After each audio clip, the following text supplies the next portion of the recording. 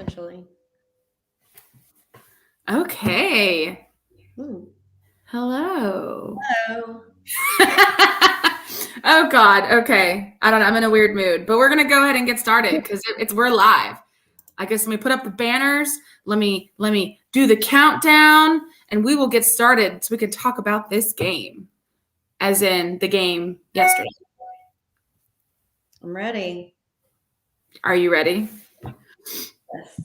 Okay. Well, let me get it going, and let's go.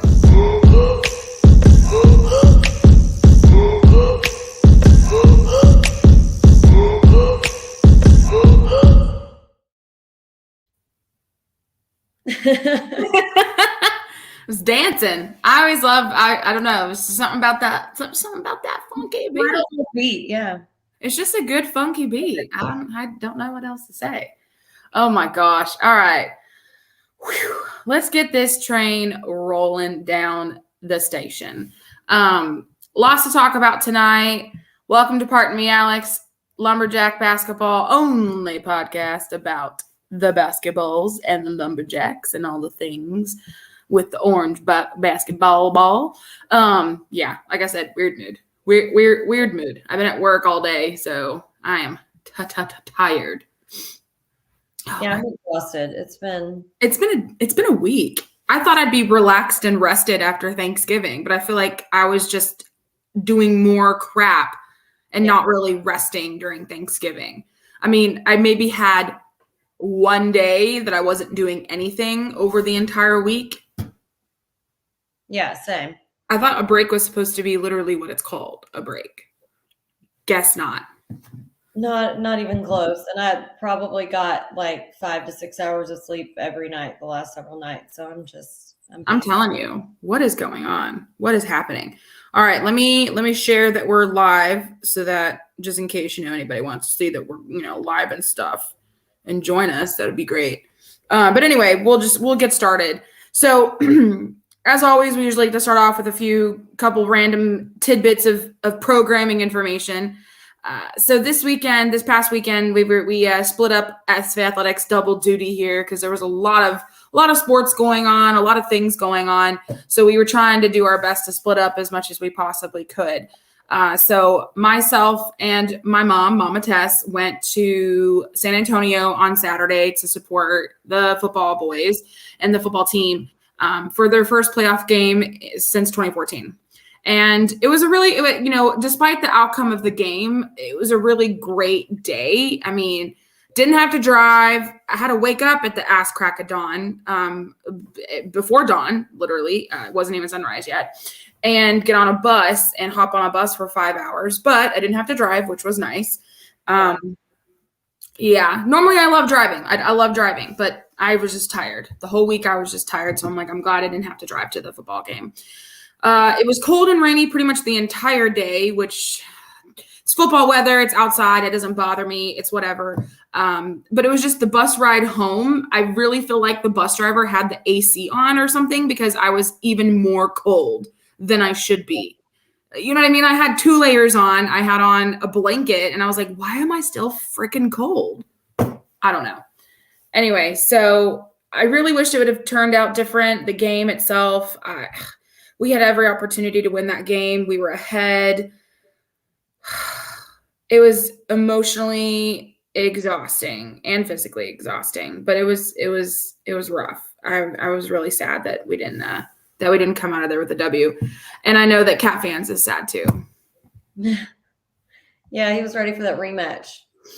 We all were, to be fair. I think everybody was, both Lumberjack and Sam Houston, even if Sam Houston may have been a little bit scared that we were going to get them in the rematch. But it's fine. It's fine. I'm really proud of the team. I'm proud of obviously my boy Colby Carthel, or our boy Colby. We love Colby so much. Proud of them. Really glad that I went. Glad that we got to do that. But man, I'm excited for this team. I'm excited for the future of the team. I will literally do anything under the sun to make sure that Colby Carthel stays here as long as humanly possible. I will literally tie myself to his bumper.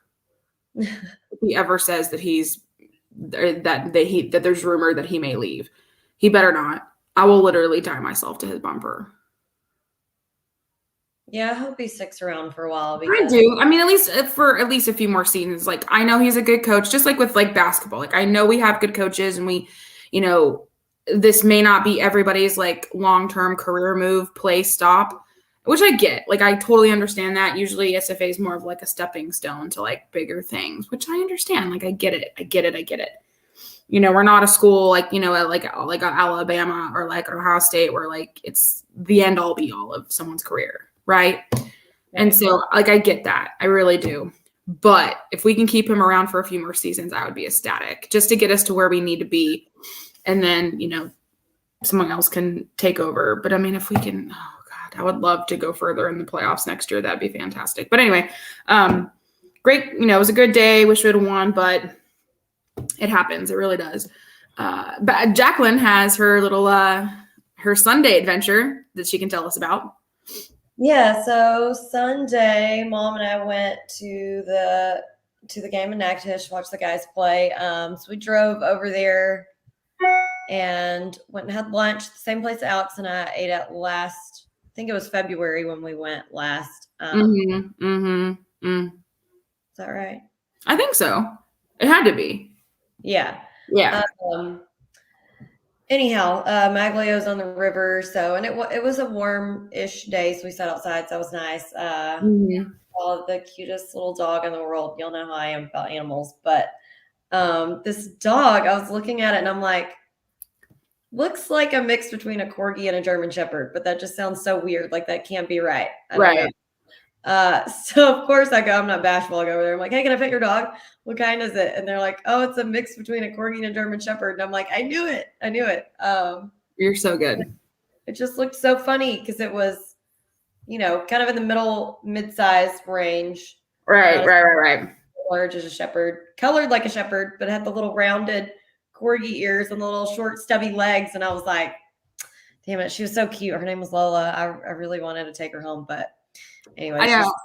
You sent me that picture of her and I was like, oh, I need it. Bring it home with you. It was so cute. The mixed breed I didn't even know I needed, but now I do.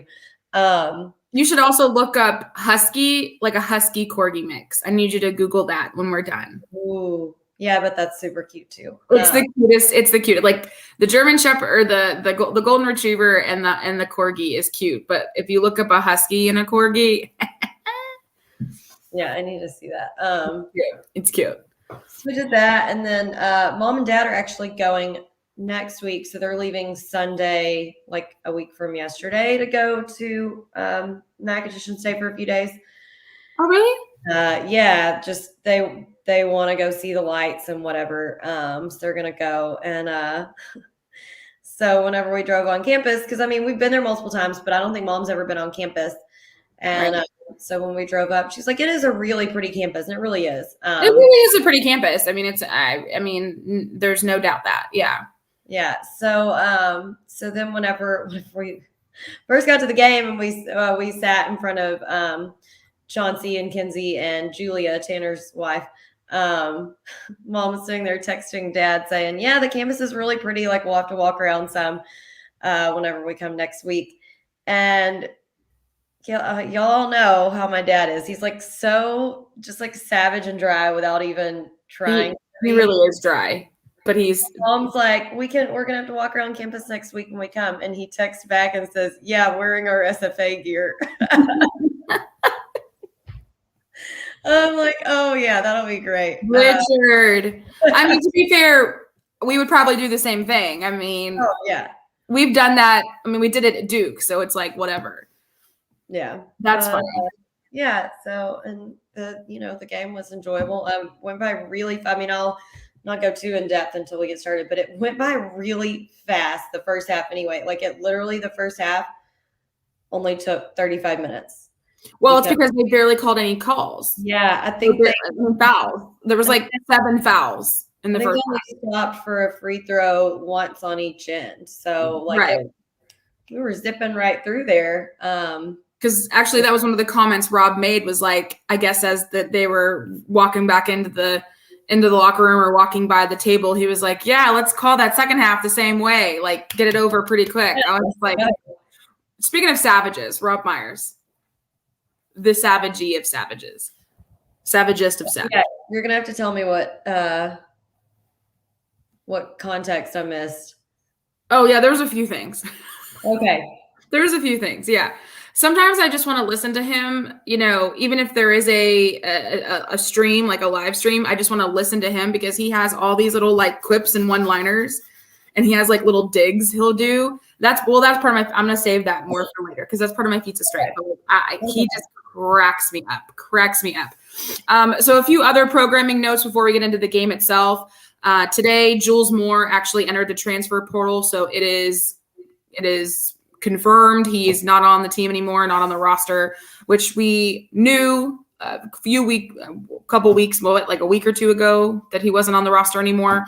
Right, like before Cancun, definitely. So we kind of knew that he was on the roster. We just didn't know why. And now it's obvious that he is planning to transfer and not be on the team anymore and go to somewhere else, which more power to him. That's fine. We have no idea why.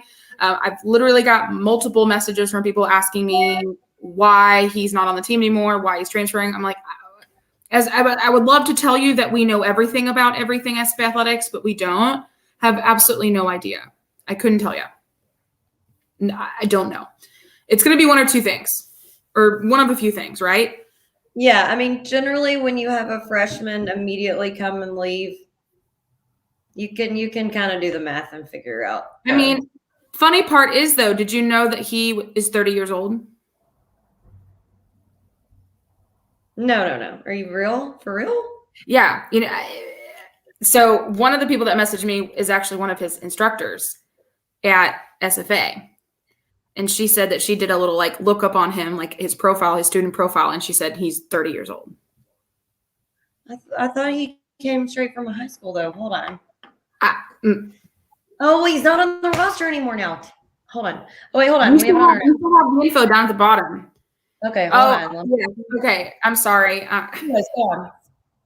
Okay, while you're looking that up, I have to tell a real quick story, and I have to rant really fast. So while she's looking up the Jules information, I forgot, and Cat Fans was lovely to remind me. I'm so sorry. No, you didn't miss the bus ride story. I didn't even tell the bus ride story. Okay, so I'll make this short and sweet. I get on the bus. We get there that morning to ride the bus, and I'm thinking, oh crap, you know, we're running late or something because we pulled in and there was a bunch of cars there, and I was like, oh shit, here we are. So I get in the bus and I realize that there's literally 5 adults on the bus. That's it, 5, and then the rest are spirit teams, which we basically shared the bus between spirit teams and then the fan bus with athletics, which is totally fine. The spirit teams group, they were great, fantastic. They weren't, you know, rambunctious and crazy. Like they were good kids, very good kids. TJ, good kids. Anyway, so there was one gentleman on the bus, and I'm going to say this as nicely as possible, but he was the chattiest dude I've ever met in my life, ever. Didn't catch his name, didn't care to. He just was just blabbing on and on and on and on about football, about basketball. He even started talking about move from Southland to the WAC, and then how Sam Houston's moving on to a different conference, and why are they moving, and they're not going to be very good, and because they're going to FBS. They're like, well, why did they go to FBS? And I'm like, oh my God, this dude is just going to go on and on and on and on. And half the crap that he's saying is just, it makes no sense. I was like, all right, listen here, kid, sir, gentleman, whoever the hell you are. And so I had to set him straight on a few things about the whole, Southland to WAC thing, about Sam Houston moving. He's like, well, yeah, they're moving to the FBS. And I'm like, not yet. 2023. Let me correct you there. So we have a few more seasons with them. Just let me correct you there. A.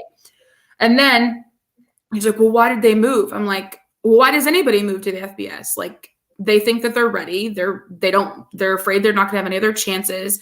He's like, well, I thought that was the plan. I was like, yeah, that's the plan for the WAC, but that's not like a right now plan. That's like an eventual down the road, years and years down the road plan. So like, they just didn't want to lose their chance. And so that's why they're going now. And hey, more power to them, whatever. And I was just like, bro, you can't speak on things that you don't know nothing about. Like, you're going to sound like an idiot. And then he started talking basketball, and I was like, oh, God, here we go. Here we go. He says anything incorrect about basketball, I'm going to lose my shit. Thankfully, he kind of just shut up after that. And I was just like, okay, good. But then he had the audacity to assume that me and him were cool because I had that 2-minute conversation with him. So at the football game, he decided to sit behind me and mom and just continue to talk behind me. I'm sorry, sir. I'm not a chatty Cathy broad. I'm here to watch the fucking game. Yeah. Not during the game. Not during the game. Not during the game. If you want to ask me a question or have a little chit chat during halftime, cool, whatever. But again, I'm there to watch the game, sir. Like, I'm not a girl that's going to sit there and have conversations during sports events. Yeah. I'm going to sit there and watch the game because that's what I paid to do, and that's what I like to do. Like, I didn't pay $77 to take a 5-hour bus ride to sit there and have chit chats. I could have done that on my couch. Right. Yeah. Okay. And then one other rant. There was this middle-aged woman, I'm going to call her Karen because that's what she felt like to me.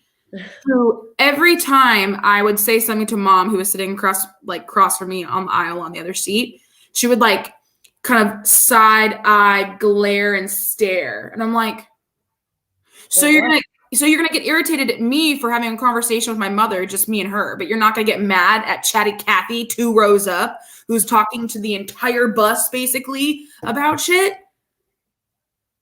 I mean, no. It's not a library on the bus. No, it's 9:00 in the morning. Like, give me a break. And then she again had the audacity to be like, do we know if there's any plugs on the bus? I'm like, ma'am, all you have to do is fucking look around your seat and you'll find the goddamn plug. Like, it's not hard. It's not hard.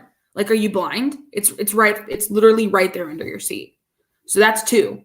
And then she comes to me and she goes, can I double check Wally's number because he gave it to me and he's just not responding. And I'm like, because he's probably busy, ma'am. I literally said, I was like, he's busy, most likely. He doesn't respond usually right away. She goes, well, I'm not concerned about it. She goes, I just want to make sure it's the right number. I'm like, I promise you it's the right number. Like, I heard him give it to you. I checked it on my phone. Like, it's the right number. I text him all the time. And she had a boot on her foot. I wanted to fucking kick the boot. I was so I thought you were going to be their attendant for the 5-hour flight to. So I literally was like, I'm going to fucking lose it. And I texted my mom. I was like, Mom, if I don't talk to you the rest of this trip, it's not because I don't want to talk to you. It's because I don't want to fucking fight a bitch on this bus. Because I swear to God, if she side-eyed me again, Jacqueline, I was going to say something. These people just. I don't get it, man. Like, when will people know and understand that I'm not a person to mess with?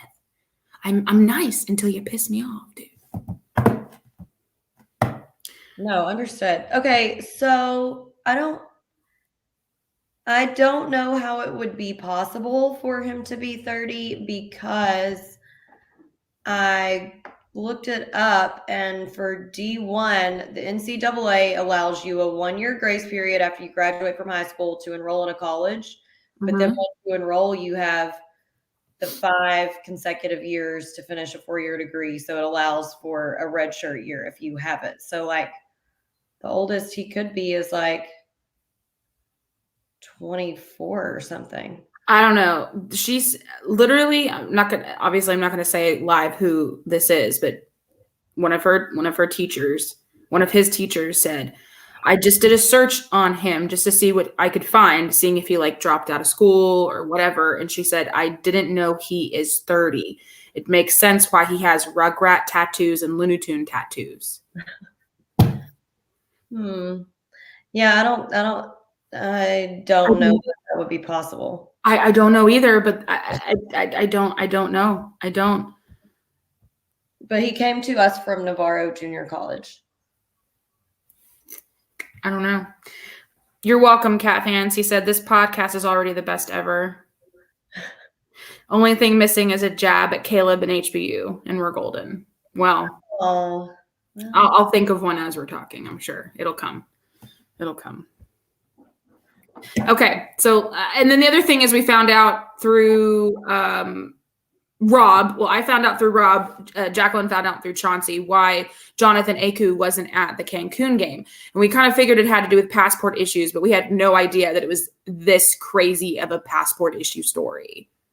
yeah, so I really don't know what reason they eventually gave him, but we thought we had everything in order with his visa to have him be able to go on the trip. They go all the way down there. Yeah. In customs, they apparently put him in isolation in a room by himself. Wouldn't even let Austin in because Austin's our basketball operations.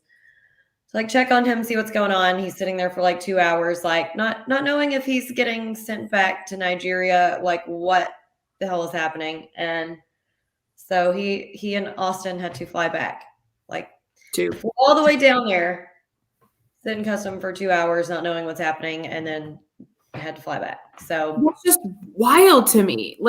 Wild. I don't know what beef Mexico has currently with Nigeria or vice versa or whatever's happening there. But the fact that that wasn't something that was, information that was disseminated earlier whenever doing all the travel, or, I'm sure if that was something that was obvious, Austin would have seen that. He's a very diligent person. I feel like he would have, Well, yeah, they wouldn't have they wouldn't have approved his visa. The visa was correct. Exactly. And trust me, I know from experience, it can be such a gray area up to the discretion of whatever customs agent you get. Yeah. And who's on staff, because I won't go on a whole tangent, but any of you who know me well, I had a story where I thought I was going to be detained, and God knows what was going to happen to me whenever I was on a trip to Israel, but it was on the way out. I was trying to exit their country, and they saw something on my passport, a stamp from the last country I'd been to, and it was a country they don't necessarily get along with currently that well. So I guess they, just assumed that I was up to something nefarious or whatever, and pulled me aside and asked me lots of very thorough questions. Had the security supervisor come question me. Then at the next checkpoint through security, they pulled me aside and searched all my bags, and pretty positive I had an air marshal on the plane tasked just with watching me. And all of this as I'm leaving, I've been here a week and a half, and y'all didn't notice this on the way in. It wasn't a problem. And now that I'm trying to exit, it's an issue. It's just weird. That's just weird too. Again, I'm sorry, Jacqueline, you are a very suspicious looking person. I just look like I'm up to no good all the time. Yeah, you're very suspect. You're very suspect. Guy. What a yes, complete wind out of the sails to get all the way to your destination and then be told, sorry.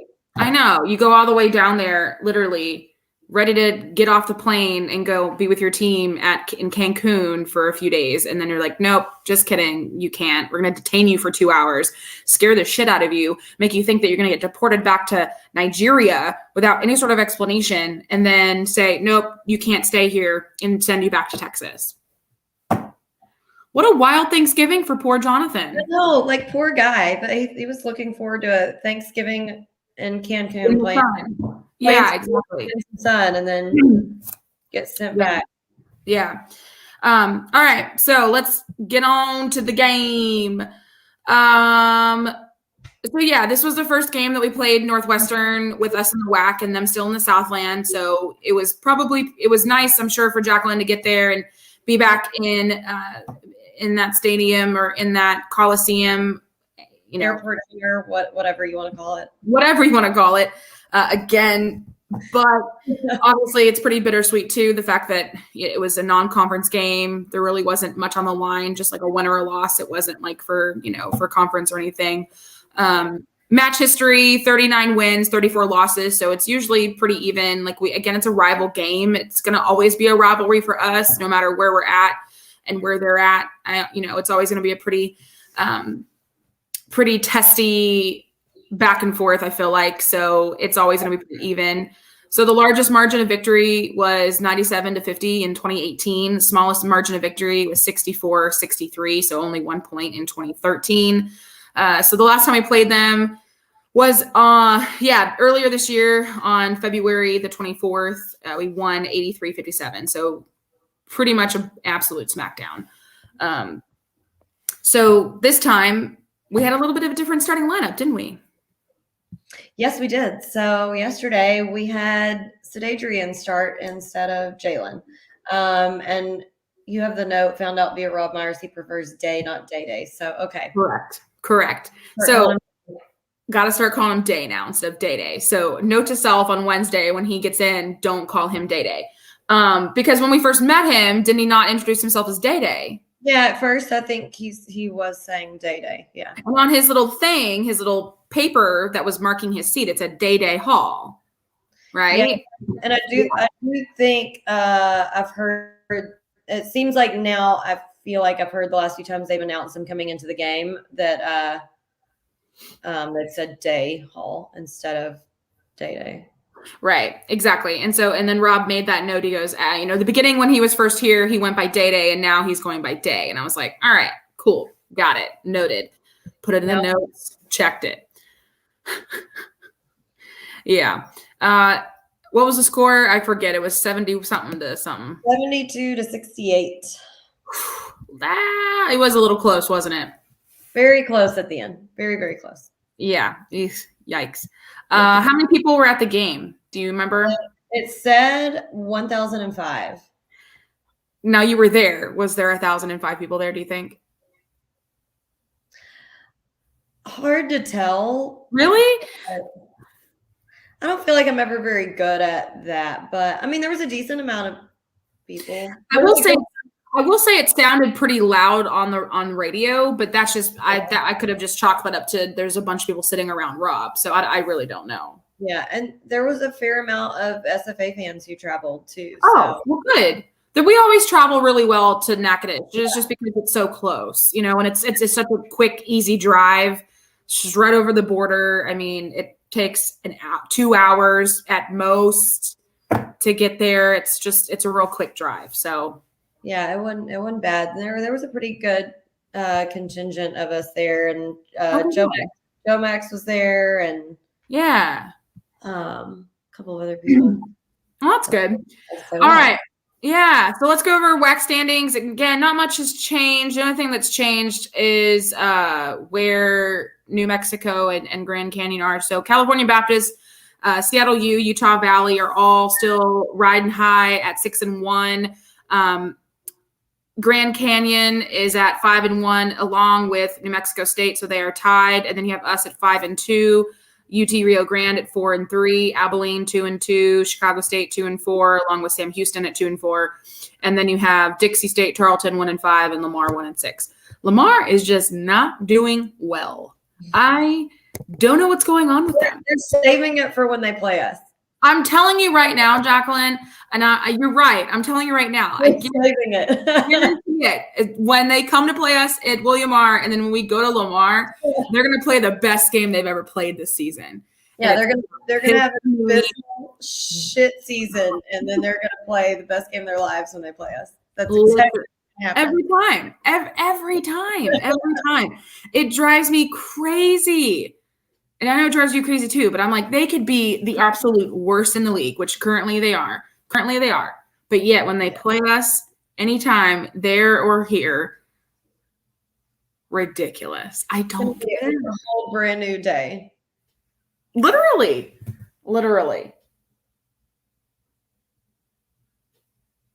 I don't know. I keep hearing noises. Oh. I don't know what's going on. I keep hearing noises. Maybe you have a little ghost of Christmas past or something. I feel like there's something in the garage. I don't know what's going on, bro. All right, that's creepy. Let's move on. Okay. I'm gonna get murked in the fucking sunroom over here, man. Okay, Sean Kennedy's stats section. So we were better on most things or several things across the board anyway yesterday. Our field goal percentage was 45.2. Our 3-point percentage was up. It was 30.4. We were 7 of 23. Now, they, on the other hand, I'm going to tell you, they shot 47.4% from the 3-point line. They were 9 for 19. They made 7 during the first half. Yeah. And so, Dad's general dry sarcasm wit, he texts and is like, maybe they should guard the 3. They made 7. And I'm like, yeah, hopefully we'll do that the second half. But then Chauncey's like, their game average is 5, and they made 7 within the first half. So, yeah. Listen, a scouting report only goes so far if the team shows up and does it different the next day, Mm-hmm. So we were only expecting them to make 5 a game. That's what they normally do, and so they came out and made 7 the first half. So right. Our free throw percentage was down from the last game. It was 60%. Points in the paint also not as much as normal. It was 36. But I will say they were kind of playing almost like a sagging man defense, where like 2 of the guys would be kind of like floating back off their man to try to help double on Gavin. So it wasn't the easiest game for him to score in the paint, which I'll get to on my grievances. But anyway, I mean, they scouted us. They know that's our bread and butter is the points in the paint. So you can't fault them for doing their job. I mean, they scouted us, they drew up a game plan, and then they followed it. I mean, what are you going to do? That's what they did. So come on. The name of the game. That's what you do. Exactly. So we had 21 points off of turnovers. We had 16 second chance points, 17 fast break points. We only had 11 bench points. That's kind of down because I noticed that, and I made a note of that actually in my grievances too. Yeah, because typically we have around 20-ish or more. Yeah. We had 37 total rebounds, 13 offensive and 24 defensive. We had 11 fouls, which is not so bad. I feel like they didn't call anything the first half. So most games, really low fouling game all around. Like, I'm shocked. Yeah. We had 15 turnovers. They had 16 turnovers, 9 steals, pretty decent, 10 blocks, which is really great. Really good.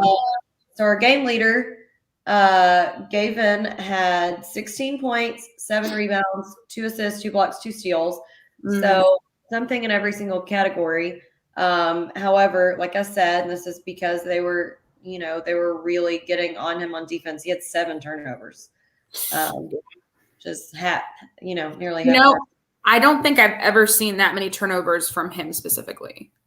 Yeah, and I mean, it was 1,000%. Like they played some great defense on him. So yeah. Hey, again, they did their homework. Yeah, they understood the assignment on that anyway. Got him. Then David, Rati, and Day all had 13 points. David had 6 rebounds, which was the second most of the game, only behind Gavin. So pretty amazing stat there. He had 2 assists and 1 steal. Rati had 2 rebounds, 2 assists, and 3 steals. And Day had 5 rebounds, 3 assists, 2 blocks, 2 steals. Chauncey made the comment. She said, I'm not going to try to steal your player of the game, but I'm going to tell you it should be Day. And I really probably do agree. I mean, Gavin had more points, but Day had those stats all over the place, and he really played really well. Mom probably said David was player of the game because she said he had a really clutch game, which he did. But anyway, it's hard too, and we've talked about this so many times that just because someone has high point doesn't mean that they're player of the game. I mean, Gavin, high point, he had seven rebounds, but he did have that 7 turnovers. So I mean, do those cancel out? They cancel each other out. And then you look at the fact that they were able to spread the points around between, again, Rati with 13 points. I'm proud of him for having a better game. Don't really like the didn't make a single free throw though stat from Rati. usually he's better at that. I mean, he only shot 2, but still, he usually is pretty good with his free throw shooting. And then I noticed that Days and Gavins is getting a little bit better, but still not where it should be. Usually Gavin's pretty good with free throws. Yeah. Not really digging that. But anyway, moving right along into feats of strength. I don't want to take up too much of our grievances first because we always do our strengths first. But feats of strength. So I because of the way that they have the game set up there, and again, this is another reason why I'm so glad we're not in the Southland anymore. I mean, and I love the rivalry with the Demons, and I think hopefully we'll still continue to play them, and even if it's a non-conference game, but their technology blows. Yeah. Here's the thing. I shouldn't have to, and I didn't. For the first time in a really long time, I put my foot down and I said, I am not paying for a subpar video stream. I'm just going to listen to Rob, which I did. I just listened to Rob.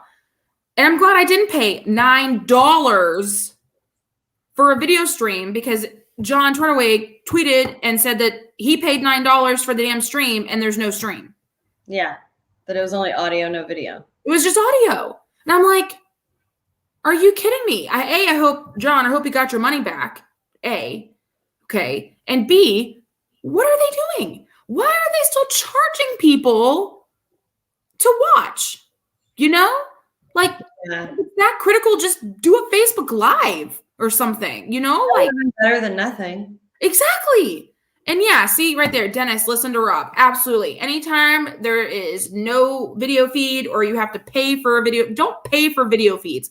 Rob Myers is a top. This is my opinion. Jacqueline, I'm sure will share it. But yeah. I honestly believe, and we've heard a lot of radio commentary, a lot of play-by-play announcing, color commentators for basketball. But I think Rob Myers is a top 10 radio play-by-play announcer and color commentary guy in the NCAA. Hands down.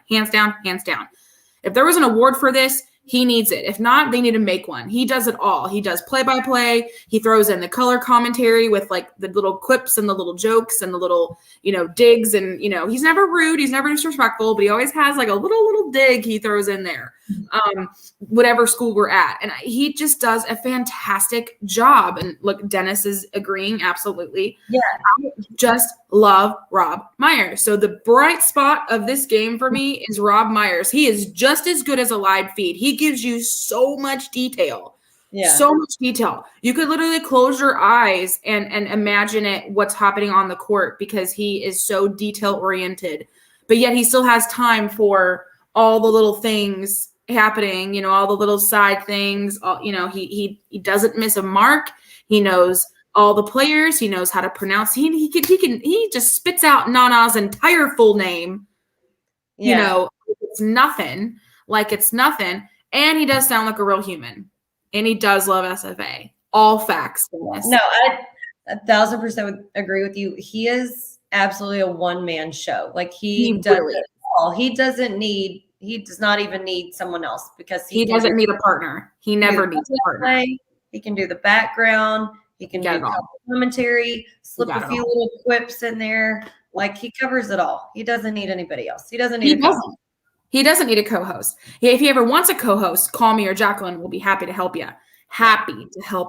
But he doesn't need us. He doesn't need anybody. He is fantastic. And again, if there is an award out there for best radio play-by-play announcer, he needs to be nominated. How do I nominate him? And if there's not an award, how do I make one? Because this man is fantastic. Love you, Rob. Mwah, chef's kiss. Like, so good. And then another one of the notes, and it was hard for me to, keep track with notes again because I wasn't watching it. I was listening. And so it was kind of harder to, listen and watch. But I did have it playing throughout my entire house. So because I can hook up the radio to my Google Homes, and I literally have my Google Homes all connected. And so I literally had it playing in every Google Home across the entire house. So no matter where I went, I didn't have to sit there and sit anywhere and just watch it. I could just listen through it throughout the house. By my desk, in my bedroom, in the kitchen, in the living room, we were good, which was nice. And so the whole house was listening to the game. Another note that I made too was Nana. There was a point where he had a really good rebound and a putback, and Rob was absolutely freaking out. He was like, "Oh God, Nana!" And that's why I made a note of that. If Rob freaks out about something, then I know it was a good moment. You two, an island of sanity in an ocean of chaos. It's a very good description, Dennis.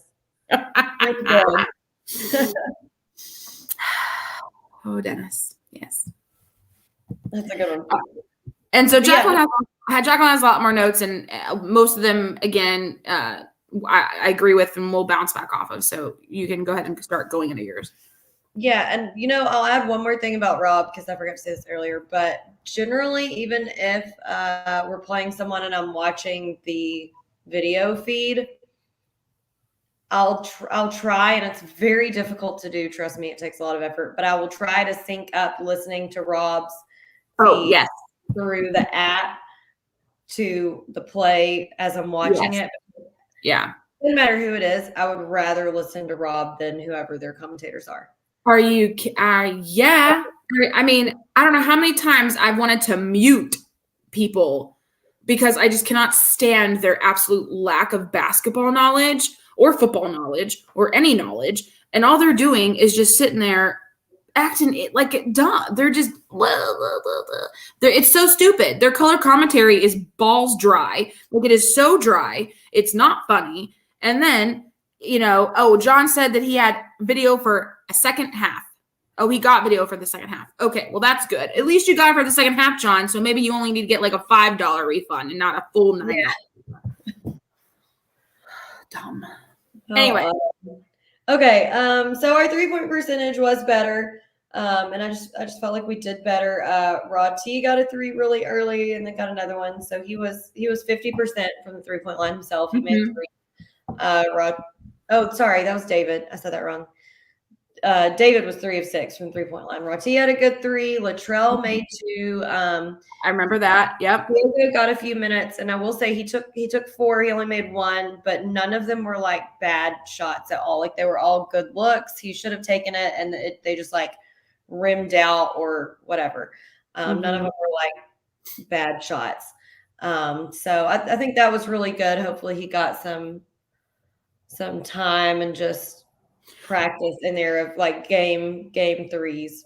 Yeah, Diego. I mean, he was in for 6 minutes. That's probably the most he's been in all season. So. Yeah, definitely. Yeah, I think he went in the first half. Maybe I can't remember for sure. Yeah, don't know. I see another thing too. It's wild because Day started. Obviously, he's probably gonna get more minutes, but then it's weird having Jalen at the bottom only having 14 minutes and just nothing, barely on no points, nothing. I mean, he had 2 rebounds and 1 block, and that was really all he got. That was kind of weird to me. I wonder why Jalen didn't start and Day started. You know what I mean? Yeah, I don't know either. I don't know if maybe he was like a little under the weather or a little sluggish, or if maybe he slight injury in practice or something. I don't know. Something happened. Yeah. I do not know. But yeah, he definitely was. Yeah. He was not full throttle yesterday, but he was like kind of sluggish though. Again, you watched it live, so I.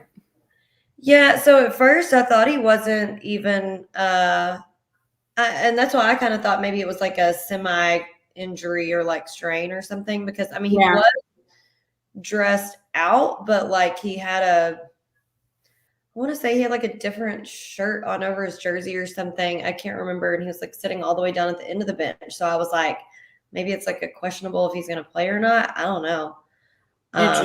Yeah. Okay. So who knows? But like I said, David had a really clutch game. He had some really nice Nash moves. I think that's what we're going to start calling him from now on. Who? What? Sorry. David. I said he had a great like clutch game, like I said earlier, but I said he had some really nice Nash moves. That's what I think we should start calling him, because let's call him David Nash. He had some really great moves where it was nice to watch. So Rati had some really nice drives to the bucket. I want to give him a little like pat on the back, because he really did. He had some really, really good drives to the bucket.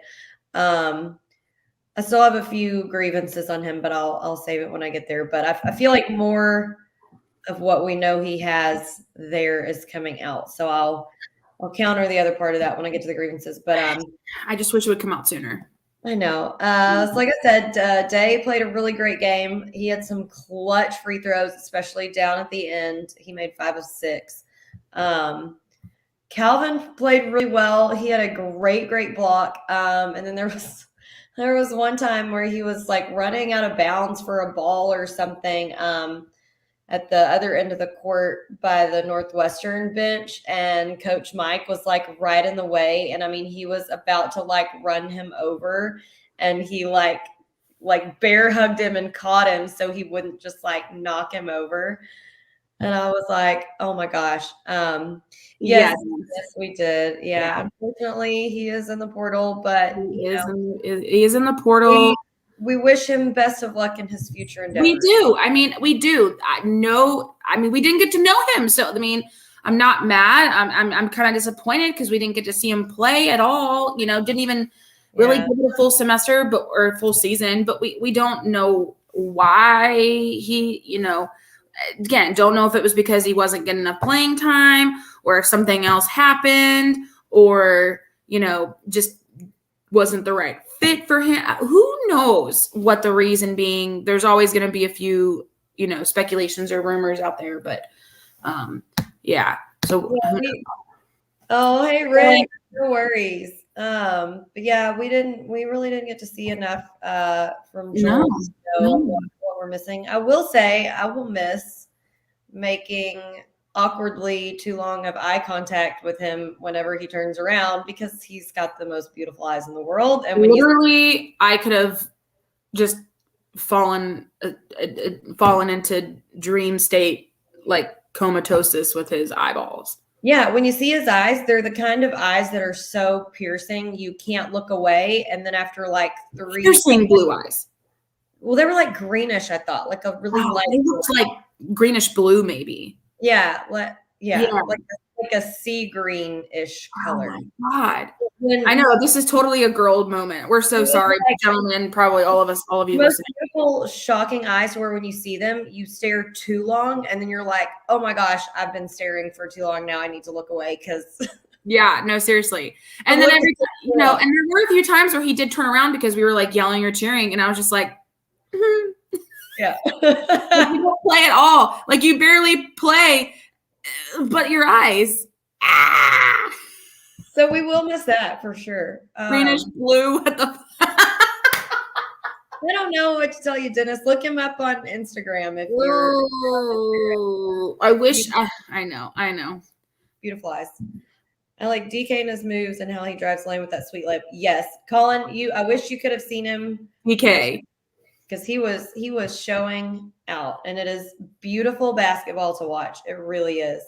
When DK is on it, he is on it. When he's having a good game and he's driving that lane and he has some sweet layup moves. I will tell you what, sweet layup moves. But he does a couple behind the back, a little bit of this, a little bit of that. And now Dennis is going to Instagram. He's going to go investigate. Yeah, look him up. Oh my gosh. And he literally I don't know what he does on Instagram, if he follows those accounts that say they're going to get you X number of followers or some weird shit like that. But he has an insane amount of followers that's 33.2K followers. That's a lot of followers, bro. I'm trying to find a good picture, Dennis, for you. Okay, so there's one. This one is the one that shows his eyes the best, I think. Yeah. If you zoom in on, okay, well, maybe they are blue. I thought they were green, but no, yeah, those are blue, man. Yeah, they're like a gray blue. Okay, anyway, I'm gonna stop talking about his eyes. Okay, and then Calvin, there was one. I put this on my pizza string because there was one possession where he had not a wide open three, but a pretty good look at a three, and he passed on it, and in the moment I was like, what the F are you doing? And then he drove and went for, that one shows him really well too. went for a massive dunk. It was great. Jalen had okay. So the one I will say the one like thing that Jalen did that was really great yesterday. The one block that he had was like the ESPN top 10 play of the game, probably this like amazing block on they got a back door and he blocked it. Yeah, that was another one that Rob was freaking out on. So yeah. Yeah, it was really nice. And then Gavin did take a charge yesterday, but it was an unintentional charge, I think, on his part. I don't think he was like set and expecting to take a charge, but number 32, the big boy on their team, I mean, he just mowed him down. That's a whole lot of boy. Yeah. So he did that. And then just random funny note, I didn't even notice it, Mom did. One of the kids on their team, Mom was like, he looks just like Matt Thibodeau. And so every time he got the ball, and I tried to get a picture of him and I didn't get a good one. But Mom was like, well, I hope. And then I don't know, there was like one time we left him open or something and he took a shot and she's like, well, good thing Matt can't shoot well. It was funny. And then they had one kid that, again, Mom pointed out, he had like a really wide headband on. And I don't know, just something about a tall white kid with a big, like, thick headband on. She was like, he looks like he's about to play dodgeball or something. And he really did. He looked like he was ready for dip, dive, duck, and a dive. I can't remember all of them. I mean, that was close enough. We'll take it. Yeah. Y'all know. Yeah. God. Okay. I'm trying to find the Demons basketball page. So I didn't just see this dude. Hold on. I found it. What's his name? Is it this guy? Tell me this not. No, that's the dodgeball kid. Because I was gonna say that is not Matt Thibodeau. He is actually. Oh, I'm not gonna say that. Okay. Hold on. Let me. Well, and then there was one kid on their team that Chauncey was saying looked like Sabo, which he kind of did. I'm gonna look. You keep going. No, you go ahead and start with the grievances, and I'll look it up because I'll recognize him. Is it this guy? Is it Trenton? No. God, okay, fine. I'll start with the grievances. Okay, here we go. With the airing of grievances. I got a lot of problems with you people. Now, you're going to hear about it. You. All right, you. Boy, I tell you what.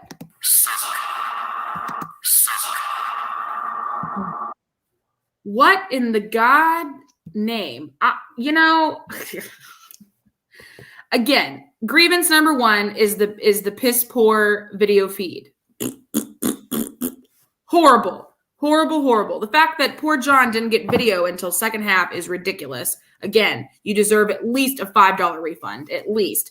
I am not pleased one tiny bit. The Demons had 29 bench points.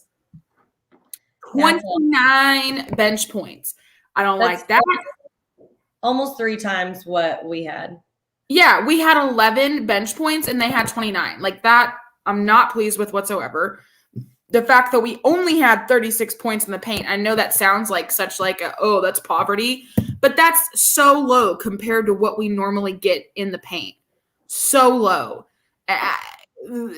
That, and again, Jacqueline, she said it was based off, the way that they were playing their defense on us. I get it. Another thing I'm just not too pleased about whatsoever is we were doing okay with the free throws, and then we just kind of, at 60%, it's better than the 50% we have been doing, but then the last game we had like 70%. So I don't know, we kind of just backslid a bit. Shot clock violations. What is the deal? Please, for the love of God, get it together. I'm about over this. This is not the first. How many shot clock violations did we have yesterday? At least. So we had at least 2. There were 2 that I counted. 2 more than me. They really need to list that as the stat line on the stats. Oh, in my opinion. When people play Spay, we get the best game. Somebody line before. Yeah, that's true. we're always the team everybody wants to beat. And as much as I think it's a compliment, I'm tired of it. Yeah, it does get exhausting. It's exhausting. It's exhausting to be that team. For once, I just want to just go into a game and not have, all this pressure. All this pressure. Did we ever find this guy that looks like Matt Thibodeau? Yeah, it's this dude. Oh, holy shit. And I know up close he doesn't look that much like him, but like on the court he looked almost identical because he was like the same like height and body build, like like body composition, like tall and lanky and like. What's his name? Stavros Polatoglu. I know I'm butchering that last name, but he's from Athens. They have 2 kids on the team who are from Athens. So he's Greek, sorry. Yeah. Stavros. Yeah, the other Greek kid is like actually not bad looking at all. Stavros. Robert I don't know. Stavros. Cause something. You're doing good, Jacqueline. No, Probably better than I would have said, to be fair. No. So yeah, I'm just getting real tired of these shot clock violations. Like again, it's such like a fundamental thing. It's getting annoying at this point, Like anyway, continue. Yeah, we've already heard it a million times. I don't want to talk about it anymore. So It's so frustrating. Continue. So this is a very lighthearted grievance on my behalf, but Coach Mike wore khakis. What in the fresh hell is that? I am shocked. When I go watch a game at Northwestern, I expect to see him wearing the damn Argyle pants. I do not want to pay my $10 to see him wear a pair of khakis. I want to see the Argyle orange and purple and white pants. I mean, you're not wrong. Like, I look forward to Coach Mike's attire. Yeah, I need to see the Argyle. I know. It's very sad. It's very depressing. It is depressing. That I was not happy with. Then actually Mom pointed this out, but it is very funny. And I guess that's why I had to list it on grievances. But literally they have, and I think they had this last season when we went to watch them.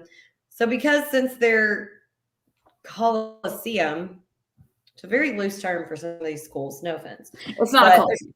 It's not. It literally looks from the outside, it looks like an airplane hangar. And on the inside it does too, because the building is shaped like the roof is shaped like this, And then they have, if anyone has or has not ever been, they have bleachers on both sidelines.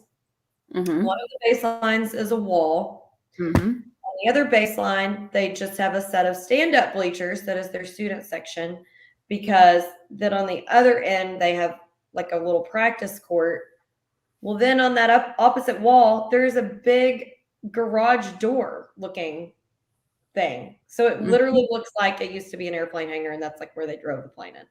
I don't know. It's very strange. Anyway, so since they have it set up that way, the tunnel, again, I'm using air quotes, quote unquote tunnel that the players run out of is this big blow up tunnel thing. And then on the opening of it, like the mouth of it, if you will, is like the crotch of the demon. So it's like, it's like the demon's like standing there like this. And then the like literally in his crotch is the opening to the tunnel where people run out of. And my mom's like, what kind of weird stuff is this? Like they're literally running out from under the demon's legs. Like it just looks that I don't like that. That's just very just weird. I don't know who came up with that and thought that was a good idea, but it looks very strange. Anyways, okay. Then we already covered them hitting all those threes first half, which is not their norm. Obviously, that wasn't in the scouting report. Didn't know that. So we did have just a few bad passes in transition. Like I know there was one, and I mean this is just the struggle of being a point guard. Because like I said, David made some really great Nash moves, but then there's just sometimes where and it happens with good point guards, and that's the one. Mm-hmm. You see like you see a play that could be made and you want so bad to make it. Yeah, it's real. It's even weirder when you see it in person, Colin. Yeah, agreed. The greatest of point guards will have an eye to see plays that maybe other point guards wouldn't. But then sometimes they're plays that like your post man is just not ready. Mm-hmm. He's not ready for that pass. So there was one or two that he saw it and it was amazing, and it would have been amazing if it worked, but like you got to know the limitations. And especially, like I said, it's nothing I'm not saying about on Gavin, but like the defense they were playing on him, like we just couldn't make those plays. So there were several possessions where I feel like we had multiple opportunities under the bucket that we gave them. I agree. And then we didn't block out. I agree. And then we would overcorrect on defense and end up letting them have a wide open three. And I'm just like, can you find a middle ground? I mean, it's wild to me too. It's just, again, we've the past few years, all the games we've played against Northwestern have been absolute like blowouts. You know what I mean? They've been further apart. Let's just say this game was just really, really close. And we even had a couple lead changes in the second half because, and that's just wild. The fact that I'm just going to be honest, they're not a good team. They're not. What's their Ken Palm? Their Ken Palm's like 340, 240. It sucks. Yeah, they were not good enough to be playing with us for sure. No. Yeah, 8 lead changes. Exactly, Colin. Exactly. And the fact that it was that close of a game at the end, yeah, I know we pulled out the victory. We still, wasn't by 1 point, at least, but still should not have been that close. Yeah, because when it got down to the wire, I was like, this could go either way. Really could. Exactly. So, actually, Dennis has a good question. Who's our sharpshooter? Do we have a sharpshooter? Not yet. I don't think so. Now, I'm not saying that David can't shoot the three because he can. But for sure. He can do it. I don't think that is his strongest attribute. And honestly, he is the best ball handler that we have. So we don't want to put that on his shoulders because we need him doing other things. He is our best ball handler. I agree. He needs to continue running the point. I feel like who we have in the game right now. Listen, Nana he's a great 3 shooter. He was 100% 3-point shooter until he missed one the last game. However, he's one of those players that he doesn't take them often, so he's really got to have a good look, and he will knock it down. But don't expect him to make a clutch 3 at the end of the game when he's heavily guarded or something like that. He's not that type of 3-point shooter. And again, we don't want him to be out there because we want him down. I do think Trell is showing. I think he can be. Of getting there. And I think we haven't seen him play enough, but I feel like from what I'm hearing, I think that Diego could possibly be in that camp too. Got to see if he's strong enough in the other areas to get the playing time to get to get to that point. And the other thing about Diego too is he's a senior though. So like he doesn't have a lot of time to this is one season. You know what I mean? He doesn't have two seasons left, 3 seasons left to like get to that point, to where he gets used to our offense. He has this year. This is it. Babe. Like if he wants to step up and get more into the game, he needs to like get it going here, I guess Colin had made a comment and then he said, never mind, ignore what I said. Okay. But yeah, I do agree, Jacqueline. I think obviously I love David when he has a wide open 3 and he takes it and he makes it great when he gets on a run. Cool, beautiful. But I think at the moment his role and his job is to be that point. And he that is his strong suit. We needed someone to take over for Johnny. And at the moment he's doing that the best he possibly can. Yeah, and I think he's so strong in transition and off the dribble that we really want him more focused on that. And it's, being a pure shooter is hard if you're trying to focus on all those other things because that kind of disrupts the flow of trying to stay in 3-point territory and get open and stay positioned. And also, if if you're not the tallest person out there, like I experienced, you really got to either be coming off a screen or have it wide open to get a really good look, or you might get stuffed. So I mean, it's not just that easy. That's kind of a separate thing if that's what you're going to focus on more. Anyway, so great question. Yes, Meech. Dad talks about Meech all the time and how we haven't had just like a straight 3-point shooter since we had him. And so yeah, you echoed that perfectly. I miss Meech a lot. He was, God dang, I miss that kid. Yeah, he was great. He was so good. Okay, so I just had a few other small things. Like I talked about earlier, I mean, they were just really playing defense hard on Gavin. And so I know it's because of that, but there were a few times that he picked up the ball like right in the middle of the lane at like the high post. And that's because of the way they were guarding him. They were trying to force that. But man, I mean, so yeah, they did that well because he's not the person we want picking up the ball at the high post when there's 3 people on him. So and then a few times I just felt like we kind of fall apart on D, give him a back door, and then Jared Johnson was good too. Yes, agreed. Excellent point. Agreed. Let's see. So, and then like we said, the first half, I think that we only had 2 trips to the free throw line. And the second half, it was a weird like turn because they still weren't calling a whole lot of fouls, but it was like they were letting a lot of stuff go, like major fouls in the lane and all these little ticky-tack fouls on the perimeter. And I'm just like, that's what you're going to blow the whistle on now? Like, that's weird that they were doing that. The fact that they were letting a lot of stuff go in the lane, I mean, which is nice in a point because it was, makes it more, physical. It's the way basketball should be played. But at the same time, if they're missing like obvious calls, but then they were calling a bunch of stuff on the perimeter, like dumb stuff, like barely touching them, blocking, like stupid fouls like that. That is frustrating. Yeah, I just don't like that. That's weird. Like that's what you choose to ignore. Yeah, like you choose to key in on. I mean, yeah. Okay, that's weird. Like swallow the whistle when they're down there like killing each other in the lane, but then you're gonna blow it when they're guarding each other and like they're barely touching each other, and it's like, oh, like I barely like whiff his jersey, what? Yeah, exactly. Just segue into that, Calvin with his fouling. So, and this is like case in point. One time he was literally like grabbing his player's jersey that he was guarding, and like mom saw it and just laughed because we always say, because mom's maiden name is Solomon. And so dad's always like, your cousin played good today or whatever.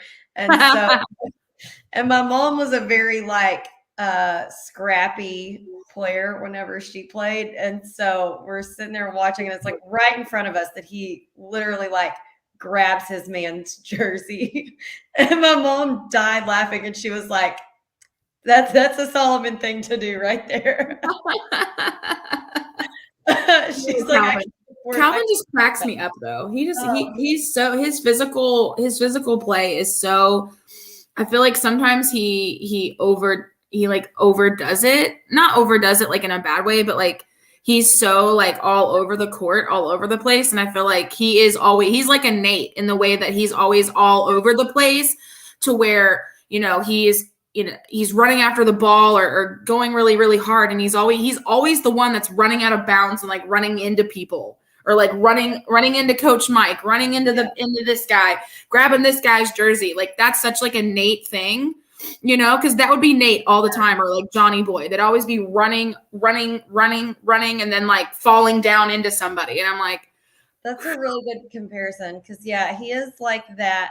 Absolutely. Yeah. And then it's like every once in a while, it's like he just has a complete brain fart and does something where you're like, what are you doing, baby? And then there was one time where he literally grabbed this dude in like a bear hug. And I'm just like, of course they blow the whistle. And I'm like, Calvin, you can't do that. You can't just like grab the man from the back in a big bear hug and not get a whistle blown. Like you knew you weren't going to get away with that. Everyone's watching.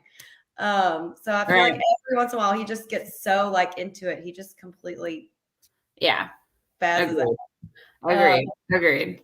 Okay, so I had to kind of type this up in the moment just to give y'all, since you didn't get to actually see it, but the last like probably minute and a half or so. Yeah, because I'm listening to Rob's like description of it, and everything was happening so fast, and I'm like, so I missed half of it. Because there was quite a sequence of events where I was just like, this is going downhill. So there was a travel on their end that did not get called. Of course. Then they literally fell Gavin right in the face, and they didn't call it. Then Calvin gets a steal, fast break, put us up by 2 points.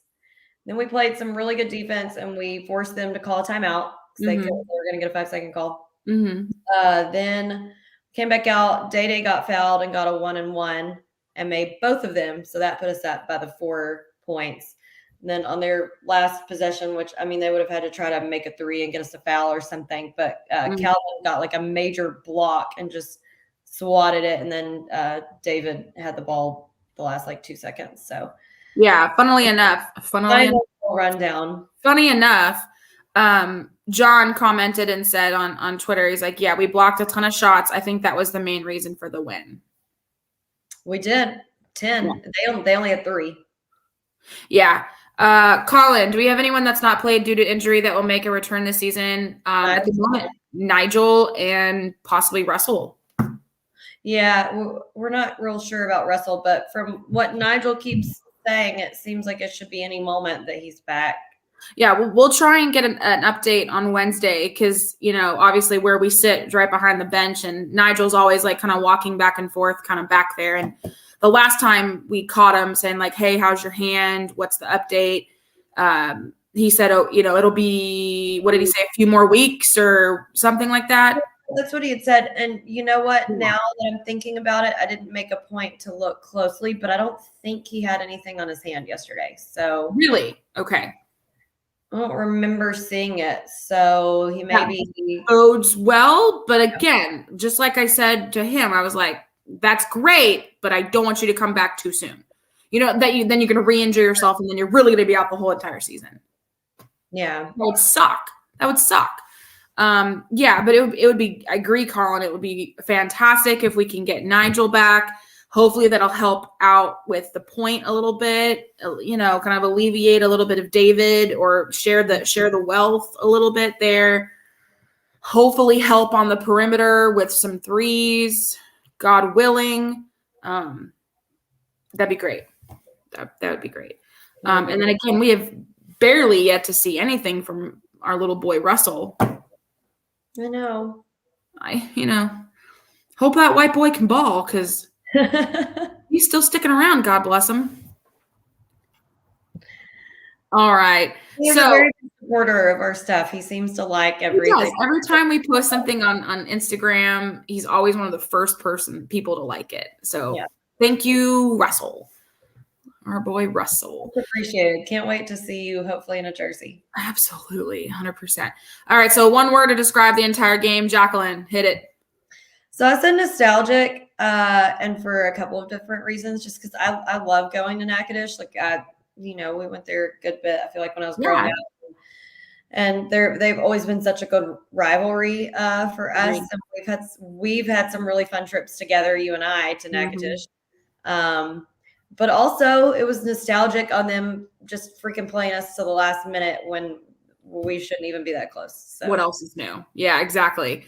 Yeah, I'm excited. Hopefully we'll continue to play them, like I said earlier, non-conference games. That way we can get to go back a few more times, next season. And yeah, I always do like making the trip over because, again, it's an easy trip. It's a good day trip, especially when I like to go during the winter because it's nice out. We can go see lights and things like that. So that's always nice. It's always nice. Yeah. So my one word had really necessarily nothing to do with anybody on the court or anything, but my word was Rob. Because again, that's my dog.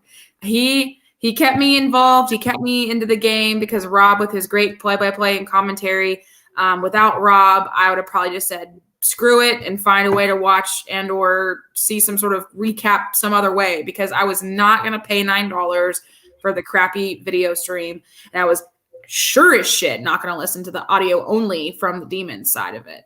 Yeah. Definitely not. So, shout out to Rob. He's my dude.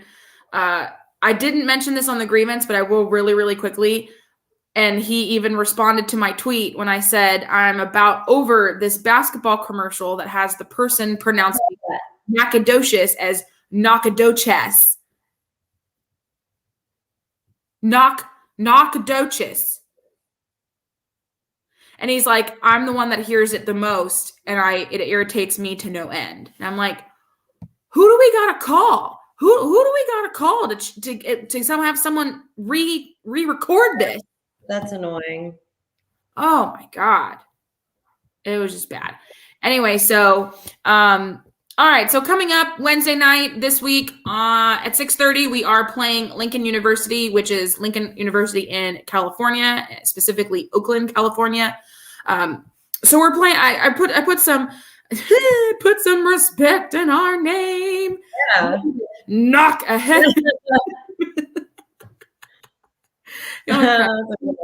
Yeah. So we are playing Lincoln University. They were established in 1919.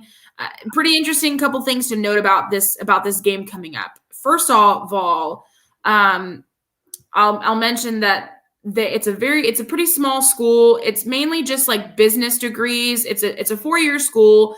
They do have graduate and undergrad and graduate level programs, but a lot of them are just in business. But they do have an English language program and a couple other science programs, but mainly all the degrees in business, all the things are all business related, which is, I think, kind of interesting. So it is a 100-year-old college. Now, it's super small. Dad had me Google it the other day, and super small. They have like 500 students, I think. Yeah, super small, super small. It's in downtown Oakland, so it's very much in a city atmosphere. But I think the most important part of this is this is like the first year of their basketball sports program. So they just got football. We played them in football, actually. And then now we're playing them in basketball. And I think the coolest part of this is who their basketball coach is. Don't know if you know this to those listening, but their head basketball coach is a man that we lovingly and nicknamed the Glove. And if you don't know who the Glove is, Gary Payton. So their new basketball program has Gary Payton as head coach at the helm. And let's just be honest, he is widely known and considered one of the greatest point guards of all time. And if you don't, again, know who that is, have you been living under a rock, or do you not watch anything basketball related? Yeah, I was about to say, watch The Last Dance, because they talk about him a ton. Literally. So a few things about Gary Payton. He was the only point guard to win the NBA Defensive Player of the Year award. He was selected to the NBA All-Defensive First Team 9 times. He was an NBA record. He shares with Michael Jordan, Kevin Garnett, and Kobe Bryant. So pretty high accolade there. He averaged 16.3 points, 6.7 assists, 3.9 rebounds, and 1.8 steals in 1,335 regular season games. So he ranks fourth on the NBA all-time steals list with 2,445 and 10th in all-time assists with 8,966. He spent 17 seasons in the NBA. So they have a absolute banger of a coach, y'all. A banger of a coach. He spent 17 seasons in the NBA. He played with the Supersonics, Bucks, Lakers, Celtics, Heat. They picked the right dude to bring this program into conception. Because again, he's the first year coach. Like and this is the first year of the program, so he's building this thing from scratch. So we better show Gary who's boss and welcome to the NCAA Lumberjacks. Yeah, Colin. So anyway, we're gonna have an NBA legend in the house on Wednesday night, which is really exciting. If the Jacks don't bring out a crowd, then son of a bitch, you better get out there to see the damn Gary Payton on the court. Yeah, I would love to sneak a selfie with Gary Payton. I would love to sneak a selfie with Gary Payton. I would have no shame asking him for one if I was in close enough proximity. I would. Absolutely not. No shame in our game. None. None. I was the girl who had zero shame whatsoever before COVID. It was the season before COVID, and John Franklin Myers was at the basketball game, remember? And he was like doing like the little halftime like wavy hi. I'm John Franklin Myers. I play on the Jets. I'm an amazing football player, and I used to live SFA or go to SFA. Oh my God. And I said, you know what? Screw this. I decided to just go onto the court, well, on the sideline of the court, and go take a selfie with the kid. You know, I was like, I ain't missing this opportunity. I had no zero. I was like, hi, I'm Alex. I cheer for you when you're on the field. Can I have a selfie? Thank you very much. Didn't care. Nobody stopped me either. So I just want to on the court. Do what I want. It still will be empty. Let's be honest. Fingers crossed. Cautiously optimistic. But people do. That is true. That is true. No, people do. Anyway, so if you can come out to the game on Wednesday, that'd be fantastic. If not, I know John said he had some tickets. He has 4 tickets he's going to give away. If anybody needs a ticket for free, hit up John. He has them. They're good seats. They're on the other side of the court, like right by where we used to sit, to be honest with you. So they're really good seats. And if you got nothing to do, come on, man. Come on. What are y'all doing? Anyway, so a couple last things here. Again, don't forget to get your favorite person, your favorite lumberjack in your life, a My Plates, SFA My Plate. Tired of seeing all those UT, A&M, Texas Tech, Sam Houston plates all over the place. There should be more SFA plates on the road. If you're tired of the regular old, everyday, ugly plate, Texas plate, get you a purple, beautiful, lovely SFA plate. Real fans have My Plates. When you buy a 5-year personalized purple SFA plate from myplates.com, SFA Athletics takes in almost $250 from that purchase. And then when you renew that 5-year plate, SFA nearly gets $400. So it's an easy way. It's a Stephen F. awesome way to support the Jacks and support the teams. Again, you can get a 1-year, 3-year, 5-year subscription or a plate term. You can even buy the 1-year background only, no personalization for $50. $50. I mean, if you're cheap, we're balling on a budget, like Jacqueline and I ball on budgets. Well, how do you think we get to do a lot of the stuff we do? It's because we ball on a budget and then we save a shit ton of money and then we go and do the stuff, right? And so if you want to ball on a budget, $50 license plate. Boom, boom, boom, bang, done. Christmas present sealed. Done. It's a good deal for me. So just go to www.myplates.com/lumberjacks and get yourself a license plate for you or the favorite lumberjack in your life. So I just text Dad that Gary Payton's the coach at Lincoln University. His response, well, I'll be. Richard, a man of few words. I tell you what. Oh God! I hate that I'm missing the game on Wednesday. The glove. He's gonna be really excited to see him. That's gonna be big. That's what I'm saying. Like if you are a fan of basketball, or at least like a fan of the NBA, the old school NBA, when you had those guys like the glove and Michael Jordan and all that. Even if you haven't been to a game all year, get you some cheap seats, get you John seats. And go and see Gary Payton, if anything. If you're like, I could care less about the Lumberjacks, but I really liked Gary Payton, then come see that. Yeah. I mean, come on, man. Anyway. Oh, man. I'm excited for the game on Wednesday. I feel like I haven't watched them play in a while. Live anyway. It's been a while. Yeah, man. I'm just excited for this semester to be done. I am tired. So go get an autograph? Is that frowned upon being an SF fan? Hell no. I don't think so. It's Gary Payton, man. Yeah, we're a fan of Gary Payton, not of Lincoln. Yeah, exactly. Like it's Gary Payton who I want the autograph, not head coach of Lincoln University. Right. I want Gary Payton, the NBA all-star legend. We want Gary the Glove Payton. Correct. Not Gary head coach of the Lincoln, whatever their Oaklanders, I think is their name or something like that. The Oaklanders. What a name. What a mascot. What is their mascot a tree? Just like Stanford? It's a great question. Hold These on. are questions that need answering. I don't think you know what, Jacqueline? They don't even have a athletics page. So don't even try and look. Okay. Well, we'll cover it on the intro of the next one anyhow. Yeah, but I literally do not think that they don't have an athletics page because I checked.